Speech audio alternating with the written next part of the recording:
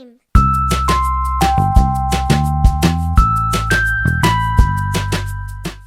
Chapter 23, The Rifle. The wolves returned the very next morning. Shortly after dawn, they leaped from the trees and started chasing a poor calf through the pasture. Roz managed to drive them off, but that night they returned again. The herd came stampeding into the barn as the wolves laughed and trotted back to the fields. The cows were in shock. They refused to leave the barn. If this continued, the herd would produce less milk, the farm would lose money, and Mr. Sharif would send Roz back to the factory. Something had to be done. Knock, knock, knock. The dog barked and the children opened the door. "How did you get all those scrapes?" said Jaya. "Is everything okay?" said Jad. "I must speak with your father," said Roz. Mr. Sharif came to the door and Roz explained the problem. At the first mention of wolves, he sent his children to their rooms. But the dog stayed. Oscar had no idea what the man and the robot were discussing, and his tail happily wagged as she stood beside them. However, his tail stopped wagging when Mr. Sharif handed Roz a rifle. The dog had seen the rifle in action, and it frightened him to his core. He scurried into the bushes and hid there, whimpering while the conversation went on.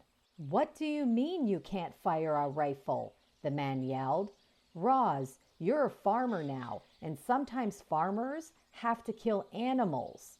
It was the first time Mr. Sharif had ever yelled at Roz. She waited patiently as words and spittle flew from his mouth.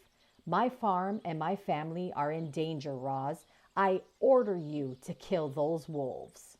"I cannot follow that order because I am not programmed to be violent."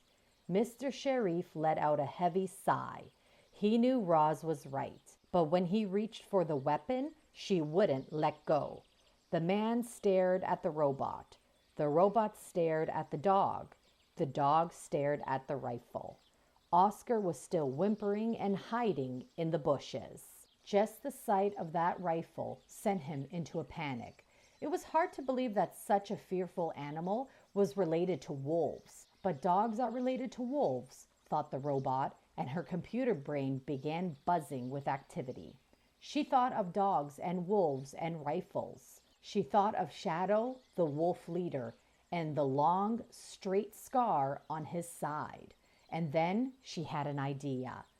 "Although I cannot fire the rifle," said Roz, "I believe it can help me solve the wolf problem." Mr. Sharif frowned. He didn't know what the robot was getting at, but he was happy to let her handle the wolves by herself. "Fine, try it your way," he said. "Just don't lose any cows, or else we might have to lose a robot too."